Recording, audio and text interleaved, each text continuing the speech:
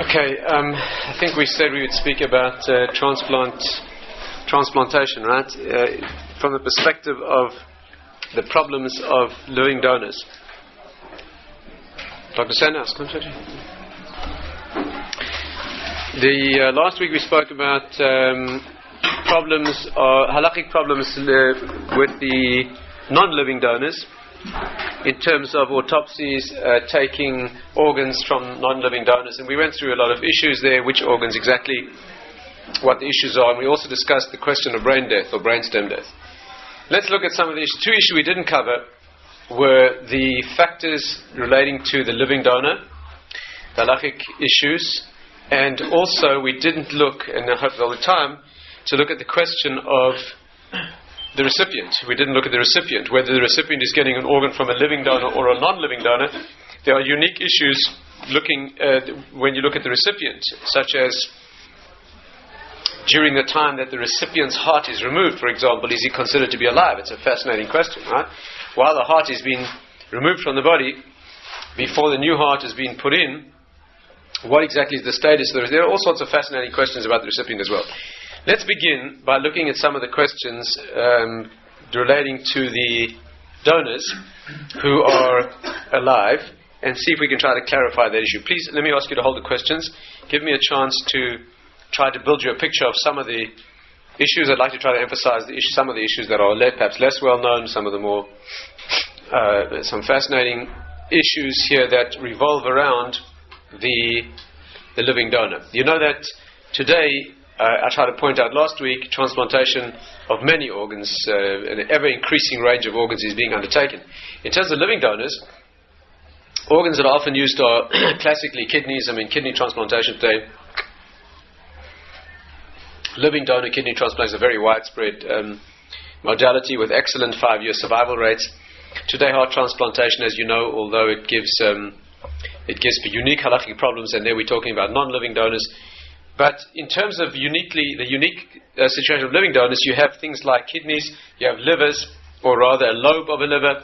I was at Mount Sinai Hospital in New York a few months ago, actually giving a presentation on some of this material, and they had just a couple of weeks before that a very unfortunate episode where a man in his 50s had given a lobe of his liver to his brother. Actually, the recipient was a doctor, and his brother had given him, a couple of years difference in age, his brother had given him a lobe of a liver, and he died of overwhelming infection just a few days after the transplant.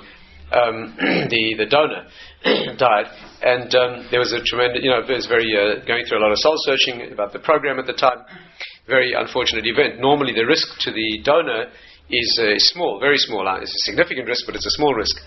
Other organs are also given by living donors. Obviously everyone's aware of blood transfusion, and everyone's aware of marrow that's donated, but there are others as well. Until not long ago, there was a very active lung transplant program from living donors. Today, I had the privilege of speaking to once. I had to present some of this halakhic material in St. Louis at Washington University, and one of the people in the audience happened to be a certain Dr. Joel Cooper, who's one of the world's leading lung transplant surgeons. Actually, he happens to be Jewish. I think he's from Toronto originally. And he was able to, I was able to get updated on some of the fascinating technical aspects of lung transplantation surgery. Today, the fashion is not to use whole lungs from a donor, because the morbidity and mortality to the donor is so severe that that's fallen out of favor. And also because today you can use cadaver lungs. In fact, you can actually use lungs with the correct halakhic definition of death. You don't have to have a brainstem death. You can have a normally defined cardiorespiratory death. And then actually asked Professor Cooper about the problem of waiting after death has ensued before you take your lung, and they actually told me that in lung transplant surgery what's more important is the ischemic time. That means the time that the organ is not properly perfused before death. After death is, relatively speaking, they can afford to wait a certain amount of time, and therefore lungs can be used. Today, the lung transplantation program using living donors today do use lobes of lungs, but to take a whole lung from somebody and leave them with one side of the chest without a lung entirely, the trauma is great, and that probably reaches into a halakhic category of risk that is severe enough that would have different halakhic ramifications. I'll try to explain that. So these are some of the issues. Now, how do we approach the question? Let's take an example Let's take as an example a person who's considering giving a kidney, let's say to save a life, someone in their family perhaps. What are the considerations that are due? Incidentally, you know they no longer only accept living-related donors. You know that one of the criteria in donation is that there should be as good as possible an antigenic match. That means that often, obviously, you will get a better antigenic match from from siblings and closely related people. Usually the people who want to give a kidney are people in the family, right? It's classically, let's say, a child who is in kidney failure. It's a mother who will classically or typically give a kidney. In husband-wife situations, sometimes, of course, you get the kind of relationship where the spouse will be very willing to give a kidney. Sometimes, in fact, the spouse has been the cause of the problem. You know, they're the reason the person got the high blood pressure in the first place, and not about to give a kidney. But it often is. There was a case, I remember a case in Israel, actually, a very interesting case, where a person was a woman, a 70-year-old woman was in kidney failure, and her 40-year-old son wanted to give a kidney. Now, giving a kidney is permitted halachically, and I'll try and explain the parameters. But this was an unusual case. The mother was in kidney failure and she was 70. The son was 40, young and healthy, wanted to give his kidney. The mother did not want the kidney, but he wanted to insist on his mother getting his kidney to save her life. He went to Rav Shach, and Rav Shach told him not to give his kidney. They asked Rav Shach, why not? And he said, it's not normal.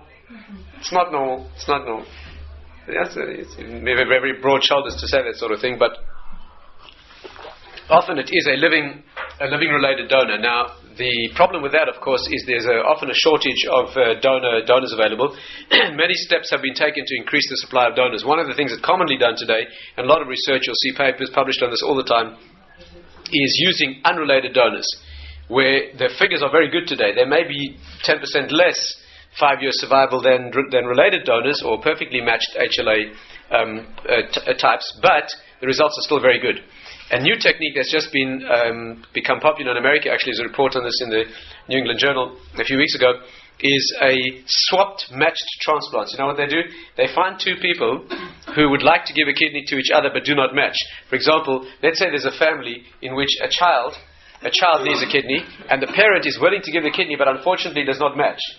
What do? They look for another pair somewhere else in the country of siblings or parent and child where they also would like to give a kidney from one to the other, also do not match, but cross-match. That means, you understand? There's big A, little a, right? Mother A and her little son A. There's big mother B and little b, okay? Big A doesn't match little a, and big B doesn't match little b. But big A matches little b, and big B matches little a.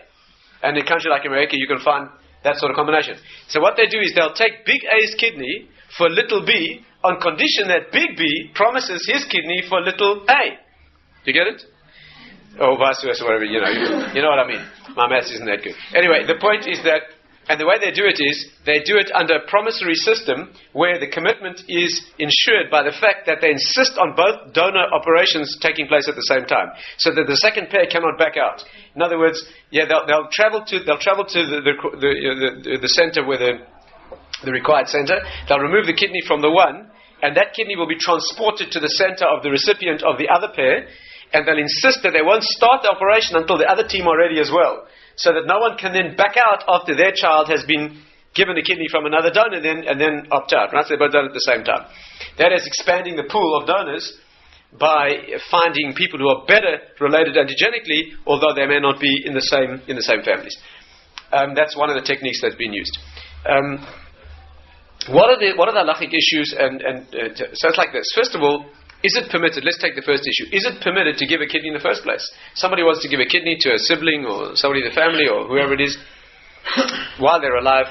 Are you allowed to give a kidney? The first consideration here, you really can separate this into two things. One is it permitted, or in fact perhaps is it obliged, to give a limb to save a life?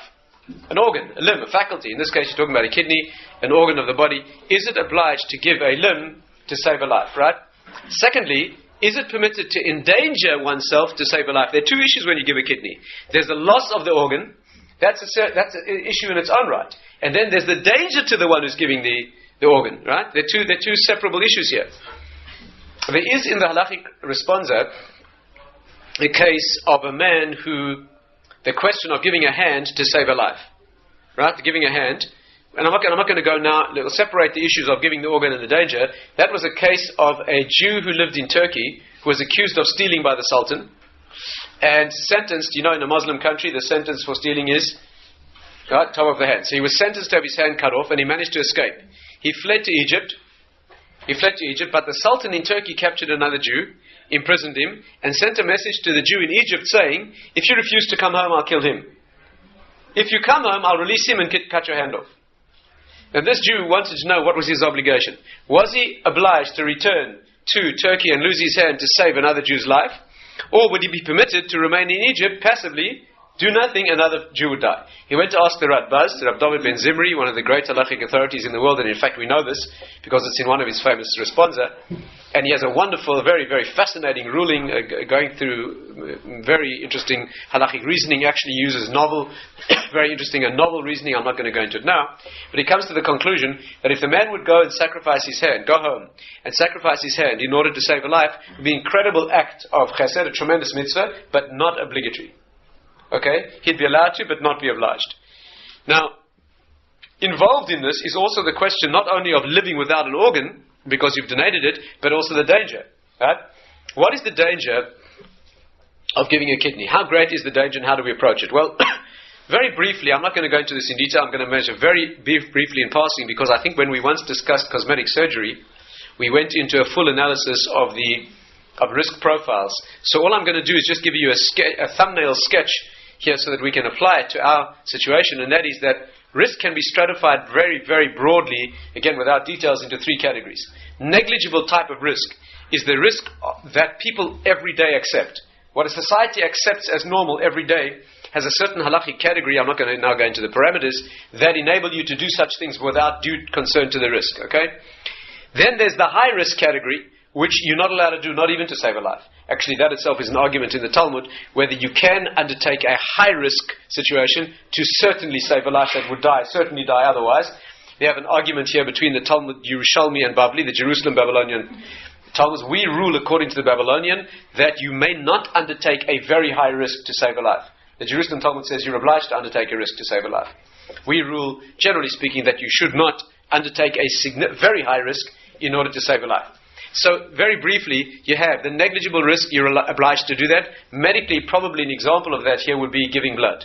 You cannot refuse to give blood on any grounds, it's uncomfortable, it's, to save a life, you definitely would be transgressing the mitzvah of standing idly by while someone is dying, and you'd have to give blood. Marrow is a bit more complex, because giving bone marrow, among other things, a general anesthetic. Quite a lot of marrow is taken. And general anesthesia poses a different kind of a risk profile. Do you know what the risk is of general anesthesia? The risk of general anesthetic is about 1 in 20 or 30 or 40,000.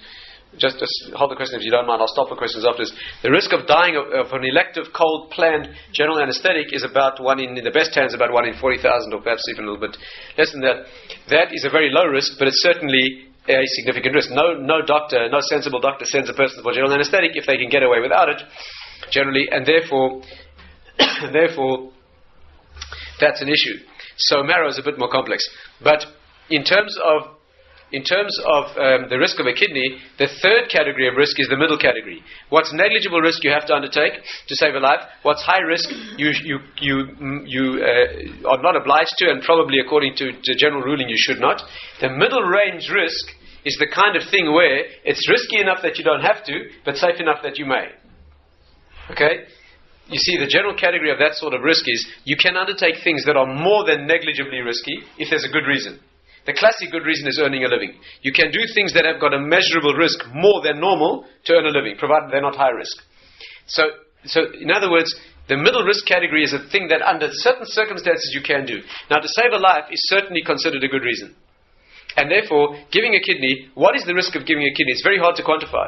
Giving the risk of a kidney is a question of surgical accident, of post-surgical infection, of the lifetime actuarial risk of what it is to live with only one kidney. If the person many years later, gets injured in the remaining kidney, there's a lot of issues here. It's very hard to come up with a lifetime figure, sort of actuarial type figure, but everybody agrees that is a very low risk. Okay? The danger that somebody will die because they once gave a kidney to somebody else is very, very low. What percentage? Very hard to say, but everyone agrees that it's low. But it's certainly not negligible. Okay? It's certainly not, at least when I say certainly, I mean there could be argument about that. Some people might say it's so low that it could be. But the point is that the general attitude here, halachically, is that this is in the range where it is safe enough that you may, but risky enough that you don't have to. Okay?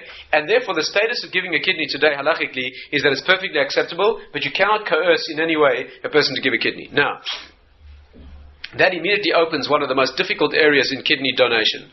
And that is, and I'm sure you can see what it is.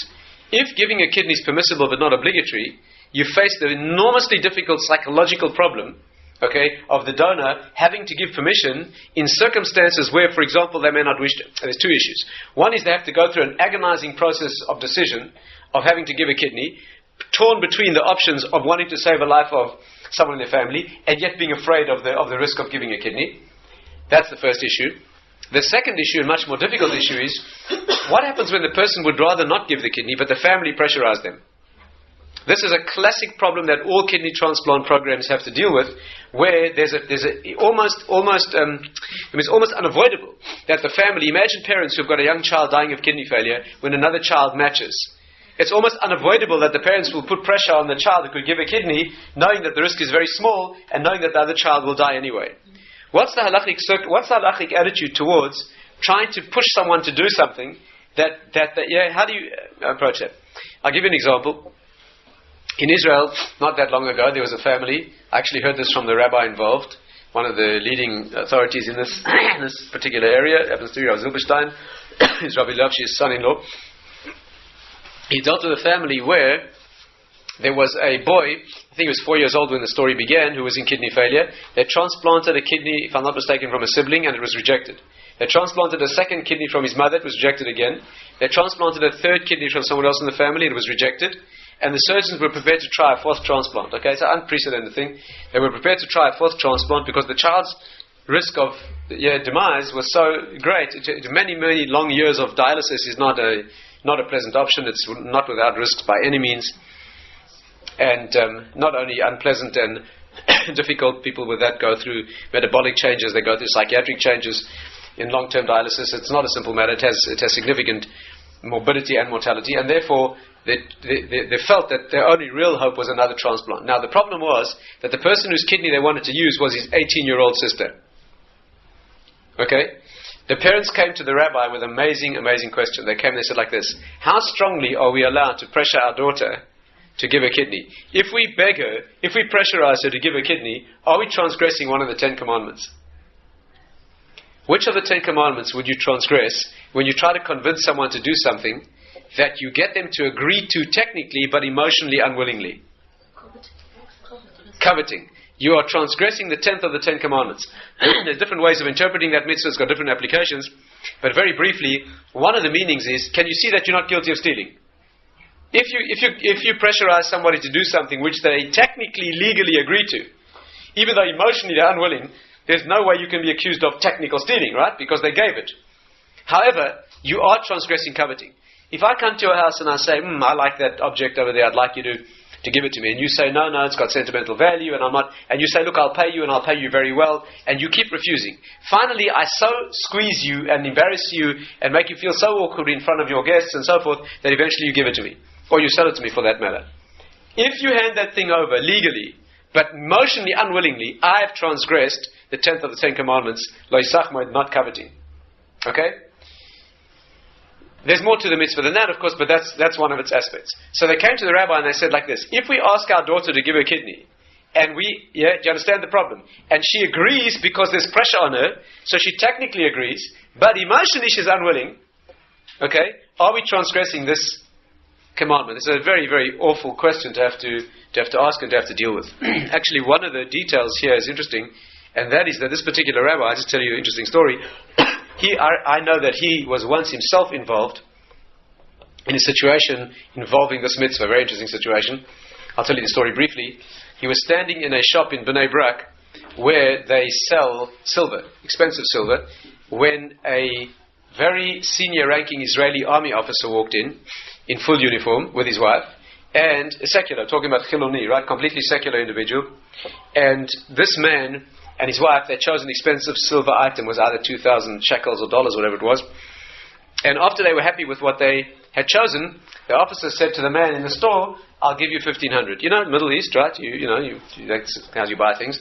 So the fellow said, fine. And the man wrote out his check and wrapped up the object and left. As he arrived at the door, this particular rabbi stood in his way. Now you've got to picture this classic Israeli confrontation, right? You have here this very senior ranking Israeli army officer, full uniform, completely secular, which in Israel often means, unfortunately, not that favorably disposed, shall we say, towards this sort of religious camp.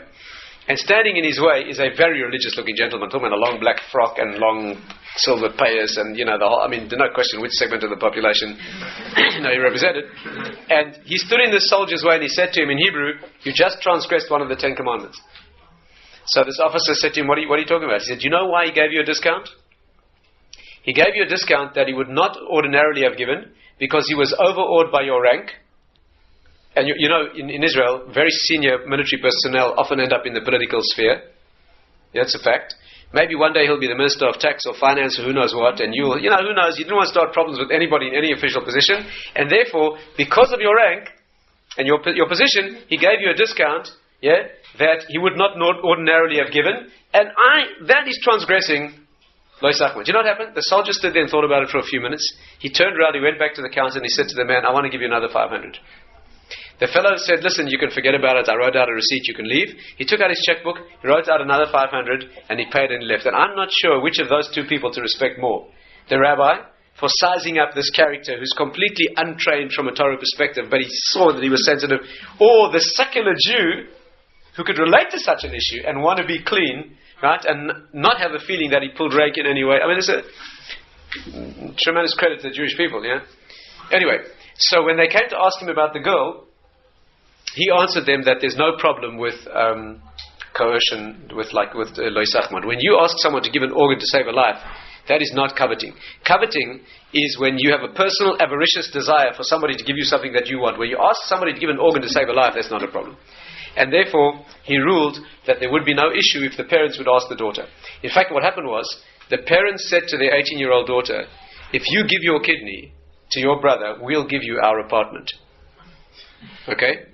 The concern was they were worried that this 18-year-old girl, having given a kidney, might be a little less marriageable, than she might have been otherwise. But if she comes along with a nice big apartment, that will offset, whichever young man is considering marrying her, that will offset the kidney, okay? Actually, it's a serious issue. In Kabbalistic writing, the kidneys are connected to sexual function, and particularly to sensual or sexual desire. And therefore, this is a direct marital issue. It isn't only at least Kabbalistically, it isn't only a health issue, it's also a direct marital issue. And therefore, that is what the parents said. This raises another issue, which I'm not going to get into now, unless we have time, and that is the question of paying. Here, the parents, in effect, were paying for the kidney, right? They were offering her a consideration, namely the apartment, for giving kidney. Is it permitted in Jewish law, since we're speaking about living donors, can you pay a donor for his organ? Let's just mention it briefly, I won't go into detail. Can you pay for an organ? Well, the answer is this. There's no hardcore prohibition. In other words, there's no specific prohibition in the Torah paying for an organ.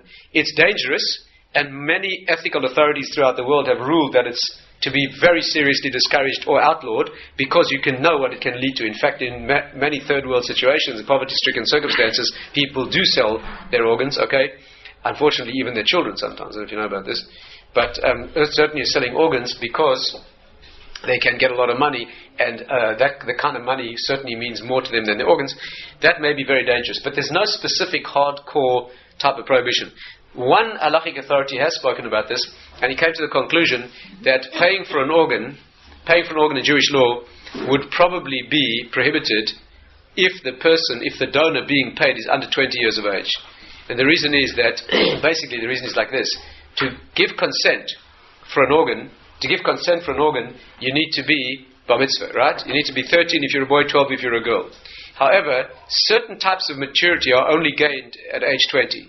One, for example, is the Talmud says that children's hearts are close to money. Children, have an unbalanced sense of what money means. Some of us, have trouble outgrowing that. But that is what it is, and therefore you have to be 20 to be mature enough to be considered to make an objective judgment. When you're 14 and someone offers you £20,000 for your kidney, £20,000 is a lot of chewing gum or cocaine or whatever they buy these days. I don't know what they buy these days when they're 14, but whatever it is, £10,000 is 20,000, a lot of it, and therefore that would be considered perhaps unduly coercive. However, halachically, if a person's 13 and there's no consideration being given, then you would be allowed to a mature 13-year-old, who understands exactly what's going, etc., then you would be allowed to accept their organ. What happens when you want an organ from a younger child is a fascinating issue. I'll come back to that. I just don't want to break the theme. So allow me to come back to that. Remind me if I don't. Let's go back to our main theme of the question of risk. So if the category of risk is moderate, which means that the person you get this problem of coercion. Halachically, we're not talking about loisachmoid, and therefore you are faced with the situation of having someone whose kidney perhaps matches, they may not wish to, and there's pressure from the family. How do you handle that situation? Well, one of the things that's done is a solution was devised by a certain rabbi, as it happens in the eastern United States, and that suggestion is now used in kidney transplant programs. In fact, I was at Columbia, where they told me that they actually use this option. And what they do is they call in the members of the family and interview them. When they interview the member of the family whose kidney matches, in complete privacy with no one else present, the surgical team says to the person who's a potential donor, your kidney matches. If you agree, we'll use your kidney. If you refuse, we'll publish falsely that your kidney did not match. We will lie and we'll put in the record that you were not available as a match, which means that no one in your family will ever know that you could have. You will have to deal with the problem. That we can't take off you. You will have to have your sleepless nights going through this decision-making process about whether you wish to give up your kidney. But at least we'll take the heat off you, of your family pressurizing you, and complicating the situation that way. This raises the question of whether you're allowed to lie for this type of a benefit, and it's possible that there's room for this. And that is the procedure. No one is supposed to know whether an individual who did not give permission really is going to be looked at with the accusing eyes of the dying sibling, and you could have saved my life and didn't. That is what will be taken off of the individual. That is one option that is used. But this is a serious issue. It's a delicate situation, requires sensitive counseling of the individual and the family, so that you can facilitate this process. There's also the question, let's come back briefly to the question of age. When a person's underage and you want a kidney, let's say you have a person in a family and there's a sibling who is underage and you could use their kidney to save a life. The problem is underage you cannot give consent, right? In Jewish law, certainly under bar mitzvah. And in secular law, there's a legal age. Whatever it is, what age in this country for that sort of thing? Any idea? Age for giving consent for things like an organ to be given? 16, something like that. Different countries, different states have their own laws. What happens if the person is beneath that age? Well, there was a case in America, this must be already more than 10 years ago, where a 4-year-old boy was in kidney failure and his 11-year-old sister matched. Now the problem is that in the United States, 11 years old, in all states, as far as I'm aware, is too young for a person to give meaningful consent. Now, if a person cannot give consent, no one else can give consent for them. Parents can only give consent for something for a child, for the child's benefit, but they can't give consent for a child's harm for someone else's benefit. There's no law like that, right? In South Africa, and I'm sure it's the same here, a hospital superintendent can sign an emergency permission for surgery or things like that, but only where the patient needs the surgery. That means if someone's unconscious and you can't contact a family, so there's a magistrate or even a hospital superintendent can sign permission for an emergency operation, but that's because the patient needs the operation. But nobody's empowered to sign consent for somebody to have a dangerous procedure for someone else's benefit. That only the individual themselves can decide. And if they're not of legal age, you cannot do this. This case came to court in the United States, and as you would imagine, the court ruled that the surgeons could not in fact take the kidney. It was then heard on appeal. Okay? The case went to appeal. The surgeons brought expert psychiatric testimony to testify that if the girl didn't give her kidney, the psychiatric trauma she was likely to suffer later, growing up and knowing that her brother had died because she hadn't given her kidney and she could have, would be a greater risk to her than the risk of giving a kidney. And on the basis of that calculation, the court authorized giving the kidney. Jewish law, I'm sure, I don't know of a case like that had been ever tested, but I don't think that would hold in a Jewish court, okay? First of all, I doubt the psychiatric, it sounds far-fetched to me that how much psychiatric trauma will there be when somebody knows that they didn't do something that in fact they weren't really given the option to? I don't know. But anyway, that's a case on record. Another fascinating version of that type of case is a case that occurred in a Jewish situation. And again, I'm not sure how it was resolved, but I'll tell you the case. It was also heard legally. The case was as follows. It was a case of a mentally abnormal adult, okay, who was cared for very lovingly by a younger individual. By all accounts, all professional assessments agreed that he was only kept alive only by the attention of this young caregiver, because he was in need of extreme care, and the fear was that if he wasn't cared for, he'd hurt himself, he might get pressure, so whatever he'd get, and therefore he depended for his life on this young caregiver. Well, you can imagine what happened. The young caregiver went into kidney failure and needed a kidney transplant, and it turned out that the mentally abnormal person that he took care of matched perfectly. Now, they couldn't get consent from him to give his kidney to give the younger person because he was mentally incompetent. So the case went to court, and they argued as follows. The reason we should take his kidney to save the life of the younger fellow is because it's actually life-saving for him. Because by giving the kidney to the caregiver, keeping him alive, he will keep him alive. Okay, that's a fascinating argument. What actually happened, I don't know. And what the Jewish resolution of that will be, I also don't know. But anyway, the point is these cases have to be decided on a one-time basis, and these are some of the considerations when it comes to giving an organ. So we've covered the issue of risk, which organs are beyond the pale, let's say, of risk where you probably should not give an organ. Organs like kidneys where you certainly can.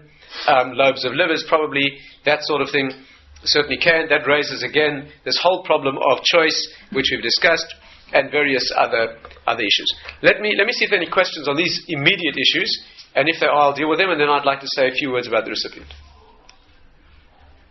Yeah, please. I just noticed the blood donors thing are now saying that they can do bone marrow through apheresis rather than necessarily. Okay, fine. Yep. Would that make it apheresis? Sure, yeah.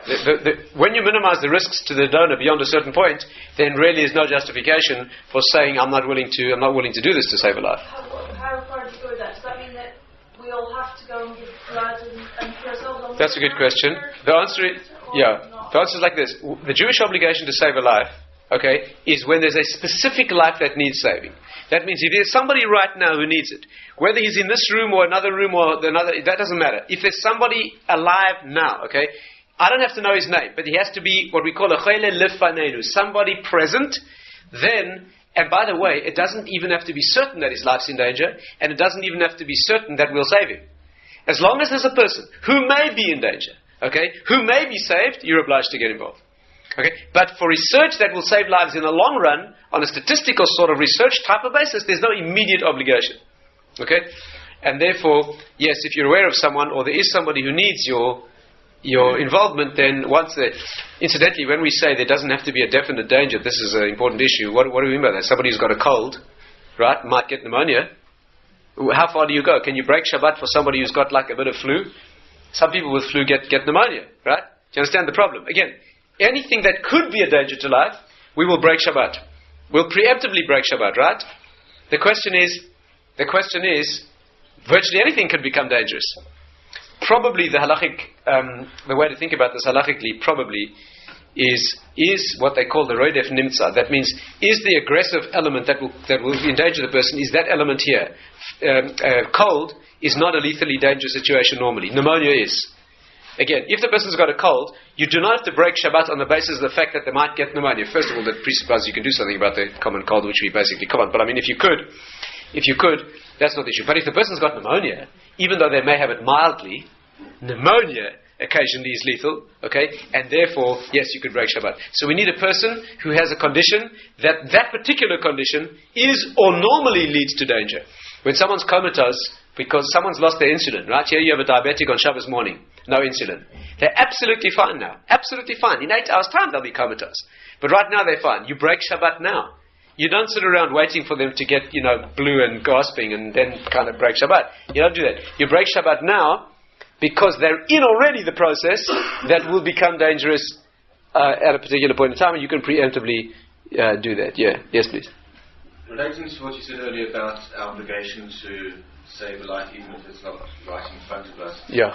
On a wider issue, the programs on TV at the moment about children in third world countries who are living on rubbish heaps, sorting the rubbish to make a living, who are definitely real danger of dying. Right. Where does that leave us in relation to our obligation to them? There's no question that I don't know how people sleep at night with that. How do the nations of the world sleep at night knowing that the garbage from their country could feed kids who are dying of hunger? I mean, how can they... This is not a transplantation issue, except maybe transplanting food and supplies. But of course it's obligation. How can they do that? The question is even more difficult on people in those countries. There's wealthy and poor in the same place, right? Where the waste of one could feed the other. There's a Jewish organization, I don't know if you know about this. There's a Jewish organization started up in a few places, believe it or not, called Sheris HaPlate. Know what that means? Sherit HaPlate is a phrase meaning the remnant of the refugees. In a play on words, a very, very crude play on words, they've called it Sheris HaPlate, the remnants of the plate. And what they do is they go to weddings late at night and they cart off all the unused food. You know that most caterers over-cater. They have to, right? The caterer is in trouble if somebody doesn't get a meal. And he can never be exact. So many caterers end up over-catering. Now, in many places, there's a law that you can't use that food subsequently. Once it's been prepared and heated, okay, you can't save it or freeze it again and use it because of infection control rules, okay? And therefore, the food is absolutely thrown out. There's a Jewish organization that takes trucks to weddings late at night and feeds families in that city, okay, with fresh, cooked, luxurious meals from weddings, okay, that night or the next morning, okay, so that instead of getting wasted, poor families get fed. No, that's fantastic. Anyway, we're off the subject of transplantation. Anything that's If human beings can survive or live perfectly normally on one kidney, why were they given two? Why were they given two? And if he has two kidneys, then why not two hearts or two livers? That's right. I think we're going to limit the questions to the non-Kabbalistic ones, okay? If you don't mind. The reason we have two of each thing is a very deep Kabbalistic issue, but it's going to take us right off transplant, if you don't mind. Incidentally, we do have two of everything. The heart has two sides. All life-sustaining organs are actually duplicated, which is a Kabbalistic principle. The spleen, for example, is not, but it's not life-sustaining. The liver has two lobes. It's a fascinating issue. This will take us off the subject of transplantation, so we'll save that for after midnight. Anything directly on the subject? Are there any people that are undeserving of organ donation? That's a good question. Is there anyone undeserving of having their lives saved? I have a personal list of quite a few.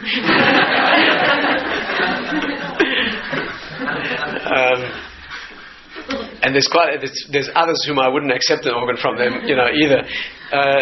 There could be a situation like that. There could be.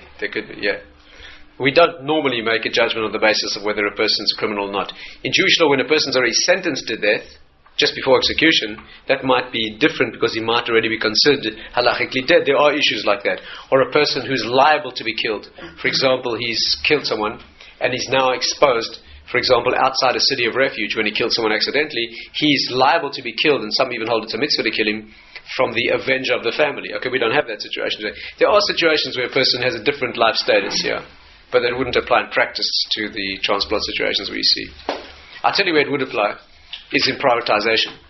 Who gets the kidney first when you've only got one and there's two people who need it, okay? One is less likely to benefit, for example, is alcoholic and is the kind of person who's less likely. In South Africa, unfortunately, in the transplant programs, very often people from so-called primitive rural environments are put lower on transplant protocol triage programs, not because they're less deserving, but they're less likely to benefit because they live far away in a country area and they're less sophisticated medically, you understand, the chances that they'll do all the sophisticated follow-up that's needed and maintain their immunosuppressive therapy and so on.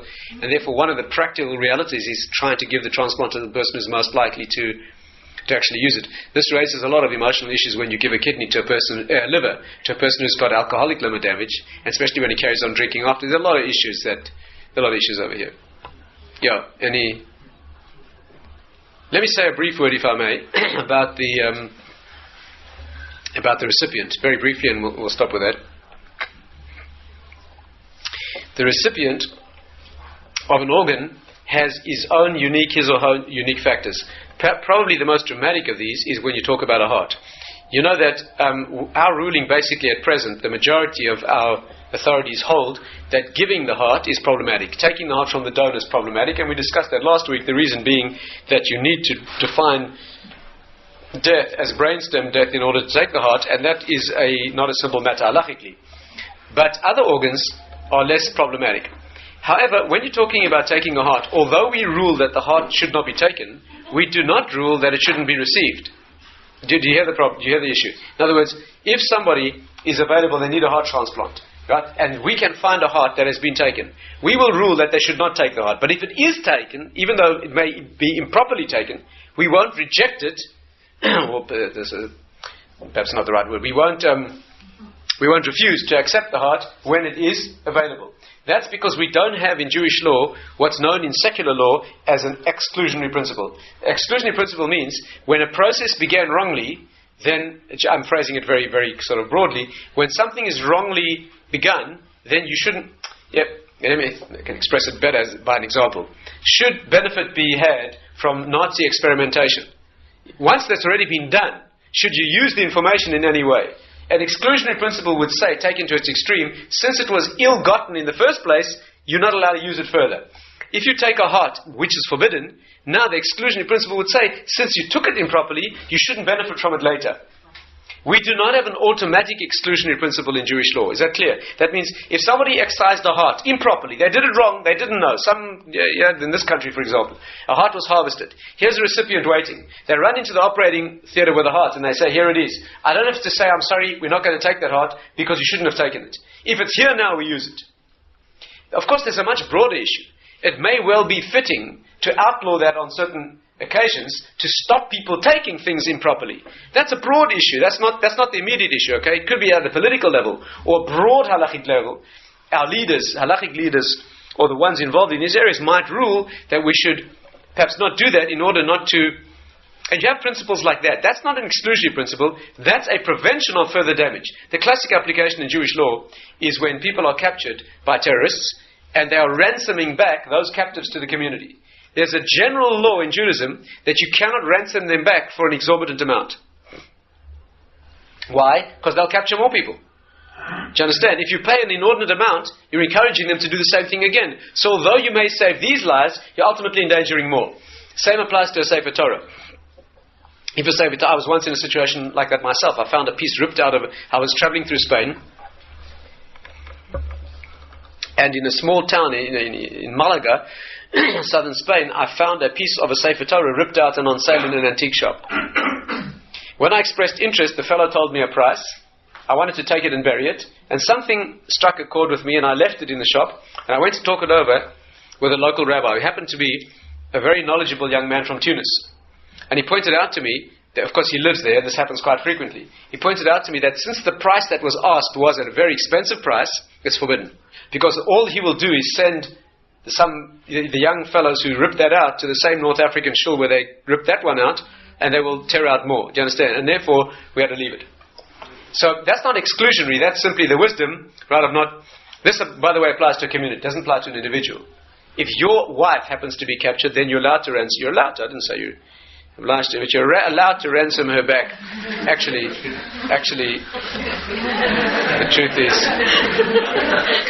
the truth is, I'm misleading you. The Gemara says that a man has to ransom his wife back. In fact, he's liable for her ransom money, virtually under all circumstances, her husband. Right? It's one of the things he takes on. In fact, the Gemara says one of the reasons that if a woman works, the salary goes to her husband. You know, the Jewish law, the default position, if a woman works, her husband gets to use the salary. One of the reasons for that is since, on the other hand, since the counterposed issue is that he has to support her with an allowance to a certain extent, and by the way, the allowance is always on her terms, not his. Do you know that? The Gemara says if a man is wealthy, he has to give his wife at his level of wealth. If he becomes wealthier, he has to give her more. If he becomes poorer, he may not give her less. The expression in the Gemara, which is learned from the Torah, is she goes up with him but not down with him. And one of the things he has to do is he has to ransom her when she's captured. So on a personal basis, there's a different issue.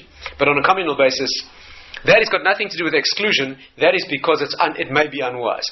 Exclusionary means if they took the heart improperly, I should not use it now. We do not have an absolute ruling like that. So let's say a heart is about to be implanted. Let's ignore the fact that it was taken, how it was taken. And now I wish to use the heart. They're going to open the recipient's chest, take out his heart, come along with the donor heart, and replace the recipient's heart. There will be time during which the recipient will no longer have a heart. He will have an artificially maintained circulation, but he won't have a heart. This is also the case when an implantable pump, there's a very great hope in New England Journal actually a few weeks ago, was a review of the status of fully implantable heart pump devices, which are now very close to a reality, okay, at least for adults. And the hope is that soon there will be a fully implantable self-contained unit that you can put in someone's chest, which will not require, of course, immunosuppression, a mechanical device. When you are taking out the heart, the native heart, and about to put the machine in, you have a similar situation. For that matter, during open heart surgery, valvular surgery, various other type of surgical techniques, most of coronary bypass surgery today is done with the heart stopped. Yeah, they stop the heart, and then while the heart is stopped and usually cooled, they will operate on the coronary arteries and then restart, or hope they will, restart the heart again afterwards. During all these situations, if you think about it for a moment, there's another technique of doing coronary artery surgery where you can actually operate on a beating heart. You need a quick pair of hands and a special machine called an octopus, which actually stabilizes part of the heart surface. A very clever technique. Actually, a surgeon here in London to do it. But in the situation where the heart is stopped, or more dramatically removed from the body, the question arises, what is the state of the recipient? What's the state of a person for the moments during which his heart is not in his body? Well, there are two obvious options. Either he's dead, and hopefully will be resurrected shortly, or he's hovering between life and death, and time will tell, the next few minutes will tell if the operation is successful, whether he's alive or not. Can you see the complications of taking the former view? If you say that while the heart's out of the body, the Jewish law, the fact that the circulation is going may not be relevant. You know that. The definition of death, despite what we said last week, if an organ that sustains life is removed, okay, for example, if the heart's outside of the body, okay, despite the fact that a machine is keeping the circulation going, there is halachic room to say the person's dead. Why? Because by definition you cannot live with a heart outside your body, almost by definition. This comes down to a fascinating argument, I just don't have time now to go into the details, which is a famous argument between Rabbi Yonis and Eibeshitz and the Chacham Tzvi. What happened was a lady opened a chicken and could not find a heart. There was a case, a woman. Yeah, she was preparing a chicken, she couldn't find a heart. She went to a rabbi to ask him, is the chicken kosher? Didn't have a heart. A full-grown chicken without a heart. So it became a famous argument between these two great halachic authorities. One ruled the chicken's perfectly kosher. Why? Because it must have had a heart and it disappeared. The cat must have taken it while you were busy preparing the chicken. You didn't see it and it was removed. The fact that you didn't see it is irrelevant. The chicken could not have lived without a heart. The fact that you did not find it is definitely a mistake. The life of the chicken proves that it had a heart. The other authority said absolutely not. If the lady was careful and she didn't see a heart, there's no proof. Maybe it lived some other way. Maybe it had some muscular tissue, an abnormal type of a heart somewhere that maintained circulation. I don't know what happened, and this became a very, very monumental and famous debate. And some of the issues that come out of it are very interesting. Yeah, because one of the issues here is, if it did not have a heart, then it couldn't have lived. You see, based on that concept, we could say that if the person, the donor, the recipient, has his heart out of his chest now, so then if you use that definition, he's not alive. He will be resuscitated, he'll be revived, we will be witnessing resurrection of the dead in 5 minutes' time, but right now he's dead. The consequences are enormous. Let me share with you some of the consequences. One, if he's dead, is there a mitzvah to resuscitate someone? There's no categorical mitzvah to resuscitate the dead. If he's alive, but in danger of dying, you better save his life, because there's a very big mitzvah of saving the life of somebody who's dying, and certainly not letting him die. Number two, if he's dead and you wish to resurrect him, if you're a Kohen, nothing doing. Sorry, get out of there. Because you're in the room with a dead body, and if you're a Kohen, forget about resurrection of the dead, leave. But if he's a dying person, or hovering in the balance, and you're a Kohen, you better stay and save his life. First of all, there's no problem staying because he's alive. Do you understand the problem? Thirdly, if you rule that when the heart's out the body, he dies, and then 5 minutes later he's being brought back to, he's being resurrected, what happens to his marital status? Let's say this man's married. What is his marital status during the 5 minutes that the heart's out of his chest and he's dead? Okay? First of all, his wife, just became a widow. Let's assume, for example, the lady chooses that moment to conduct an extramarital affair. She's having some extramarital intimate affair during those moments. Well, I mean, it's maybe a little insensitive of her, but the point is that the realistic halachic question that arises is that an adulterous relationship or not? If the man's dead, she's a married widow, I'd say. She's not committing adultery. That would mean that there would be no death sentence on the lady or the man involved. If what? She's dead. She's a widow. She's a widow. 2 minutes ago she became a widow. Okay. If, however, you say that the man's alive, and hopefully then that's adultery. Okay. Furthermore, even if the lady's not doing something strange, she's just sitting there worrying about her husband, he needs to remarry her afterwards. If you rule that he died and she's a widow, okay, what's the status of living with a woman who was your own widow? She might have to remarry her 5 minutes later. Whereas, if you rule that he's alive, then that's not the case. What about inheritance?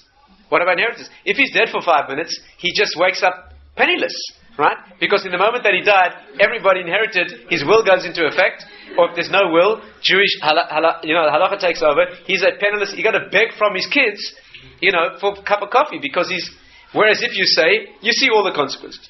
These are real issues. The consensus seems to be that we rule that even a person without a heart in his body, or a person on cardiopulmonary bypass, we basically effectively rule, I'm not saying there's no room for discussion here, but the basic approach seems to be that the person is since he can be brought back, not yet defined as dead. Okay, even though he may have some very striking criteria of death, nevertheless, this also in a certain way applies to resuscitation. When someone dies and their heart stops, the general attitude is, can you see the same thing arises? Here's a person, they're walking around in the hospital, and suddenly they drop, their heart has stopped, and you rush over to start resuscitating them. During the moments that you begin the resuscitation effort, they may have all the criteria of death. If you manage to bring them back 5 minutes later or 10 minutes later, what were they during the 5 minutes when there was no heartbeat at all? And you have the same problem that arises. The general consensus has been, we don't define death as cessation of cardiorespiratory function.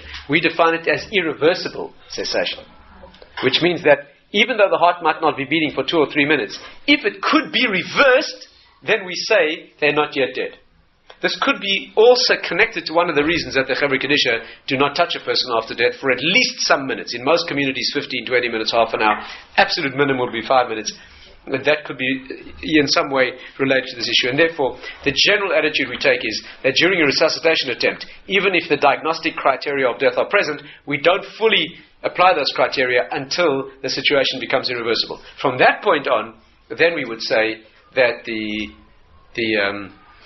person is in.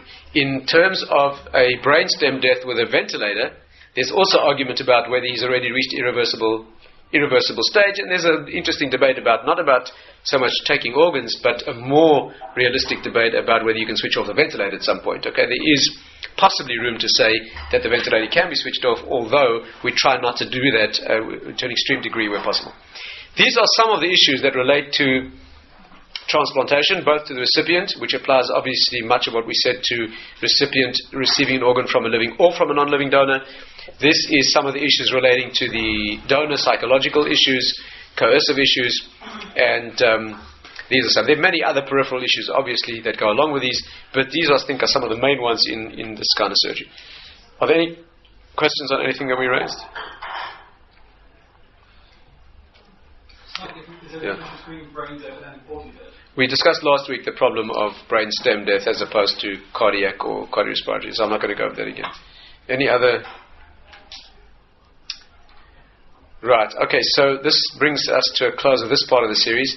There were one or two other medical ethical things that we sort of referred to and touched on, so perhaps next week I'll put those together, but meantime, we'll stop here.